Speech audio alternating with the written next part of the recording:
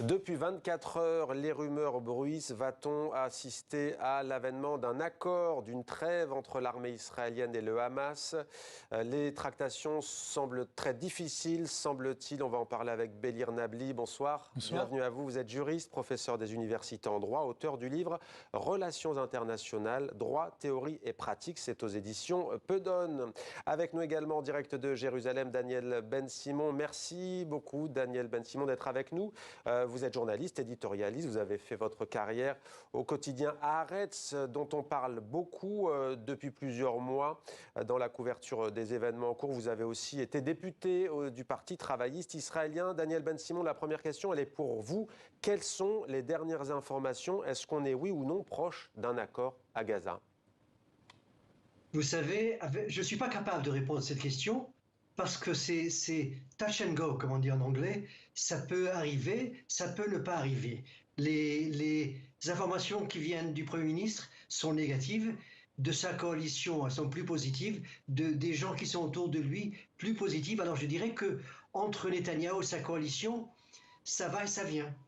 Il y a les membres fanatiques de sa coalition, l'extrême droite, qui ont menacé Netanyahou. S'il arrive à un accord, il quitte la coalition et il ne sera plus Premier ministre. Et nous, on sait que M. Netanyahou a une obsession pour son poste. Il ne quittera pas son poste. Alors la question, est-ce qu'il peut laisser tomber les otages pour garder son poste, ou est-ce qu'il va prendre une décision incroyable, extraordinaire, peut-être la plus importante de ses 18 ans au pouvoir? Est-ce qu'il est capable de mettre le côté de l'intérêt israélien?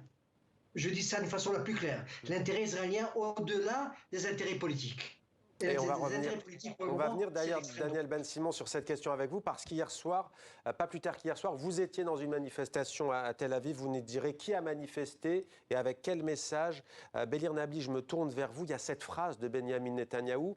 Le Hamas est pressé de toutes parts d'accepter cet accord. Les États-Unis, par la voix notamment de Joe Biden, d'Anthony Blinken. La Grande-Bretagne dit aussi que c'est un accord, entre guillemets, généreux pour le Hamas. Et puis, on a le Premier ministre israélien qui dit de toute façon, trêve ou pas trêve, il y aura une offensive terrestre à Rafah. Oui, le Hamas est face à des injonctions contradictoires, comme on dit, dans la mesure où effectivement il est mis sous pression, y compris de la part non pas de ses alliés, mais en tout cas des partenaires qui sont en prise directe avec ces négociations. Je pense à l'Égypte et le Qatar qui poussent précisément à la conclusion de cet accord. Je pense aussi à la société civile gazaouite. Le Hamas ne peut pas ignorer la condition dans laquelle vit la population de Gaza. Pourquoi n'accepte-t-il pas cette trêve qui, pour l'instant, d'après ce que l'on sait, ce serait cessation des hostilités pendant 40 jours, libération d'otages israéliens et de prisonniers palestiniens? Pourquoi le Hamas hésite et ne veut pas s'engager alors qu'il est? Tout simplement parce que le Hamas a un objectif assez précis qui est d'obtenir un cessez-le-feu définitif. L'idée de faire une pause et de revoir finalement le processus guerrier, la guerre telle qu'il la connaît aujourd'hui, repasser dans un mode normal, c'est une perspective qui pourrait sonner comme une défaite en réalité pour le Hamas. Donc le fait de ne pas obtenir un cessez-le-feu définitif en soi est la principale raison pour laquelle cet accord n'est pas conclu.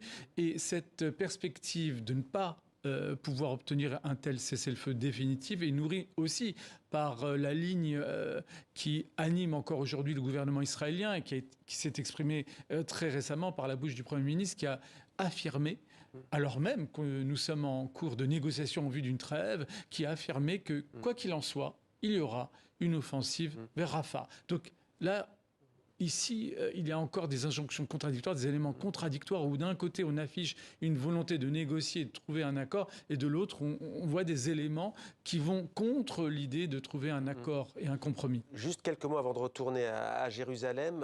Il y a un peu plus d'un mois, le 25 mars, il y a une résolution de l'ONU, la première, puisque les États-Unis n'avaient pas mis leur veto, mais s'étaient abstenus en vue d'une trêve, d'un cessez-le-feu à Gaza, de libération d'otages israéliens également. Le droit international est-il en train d'échouer? En fait, derrière le droit international, ce sont ceux qui l'ont créé et qui ont la responsabilité de l'appliquer, de le respecter, qui sont en faute. C'est leur responsabilité qui est engagée de qui il s'agit? D'abord et avant tout des États en général, réunis au sein de ce qu'on appelle la communauté internationale, et les grandes puissances en particulier, qu'il s'agisse de la Russie lorsqu'elle viole la souveraineté ukrainienne, ou d'Israël lorsqu'il commet des crimes internationaux à Gaza. C'est pas le droit international qui est en faute, ce sont ces règles qui sont violées par ceux qui se sont engagés formellement à le respecter. Donc ce sont le comportement des États qui aujourd'hui mérite questionnement. Est-ce qu'on bascule d'un ordre international qu'on qualifiait de libéral parce qu'il reposait sur deux grands principes, le respect de la souveraineté des États d'une part et l'universalité des droits de l'homme d'autre part, et un nouvel ordre qui se dessine a priori, qui ressemble beaucoup à la loi de Lynchburg, c'est-à-dire à la loi du plus fort. Alors, Daniel Ben-Simon, en direct de Jérusalem. Alors, on le rappelle, les attaques du Hamas le 7 octobre ont fait près de 1200 morts. Les bombardements israéliens depuis le 7, 8, 9 octobre, donc un peu plus de 6 mois, ont fait plus de 34 000 morts. Vous avez assisté hier soir à une manifestation à Tel Aviv. Elles sont désormais quasiment quotidiennes. Qui a manifesté, Daniel Ben-Simon, et avec quel message? Surtout des groupes, les familles des otages et des milliers d'activistes de gauche et des gens qui veulent la paix, qui veulent une trêve, qui veulent arrêter la guerre.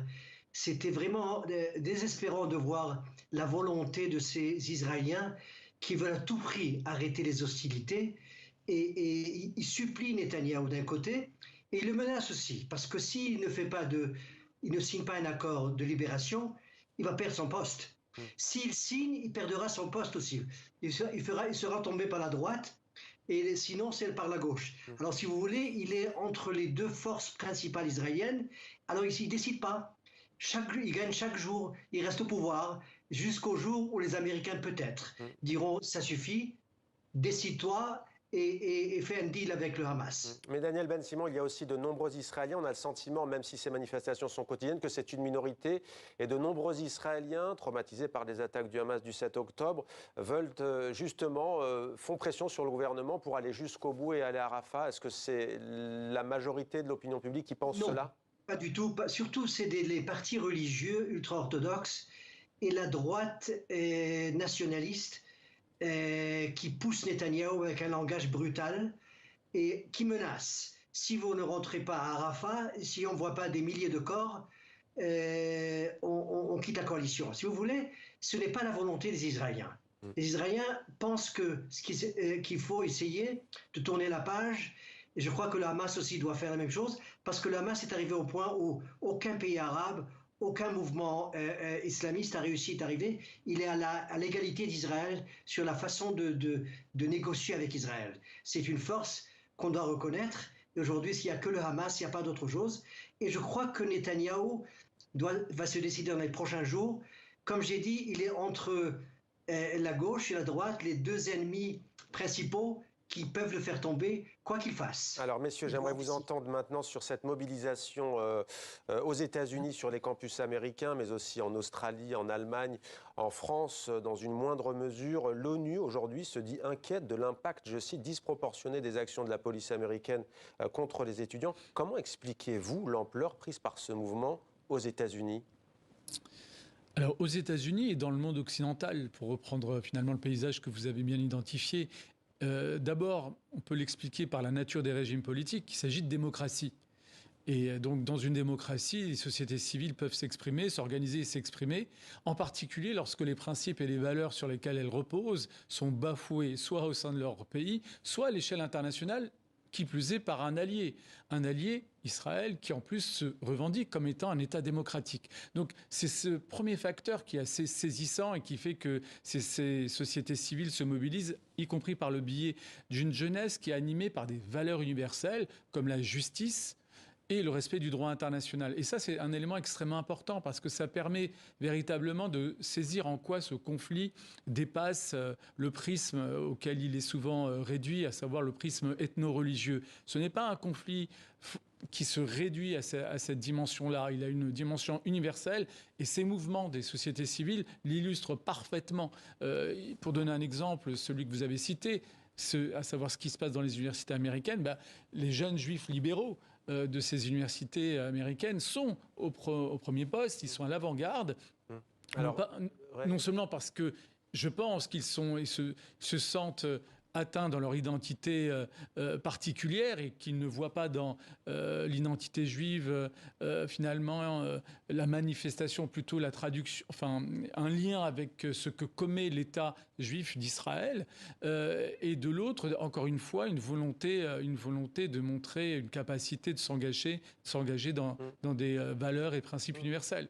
Daniel Ben-Simon, c'est vrai ce qui frappe pour ceux qui ne suivent pas la vie politique américaine, c'est qu'il y a de nombreux étudiants américains de confession juive qui disent pas en notre nom, s'agissant de ce qui se passe à Gaza.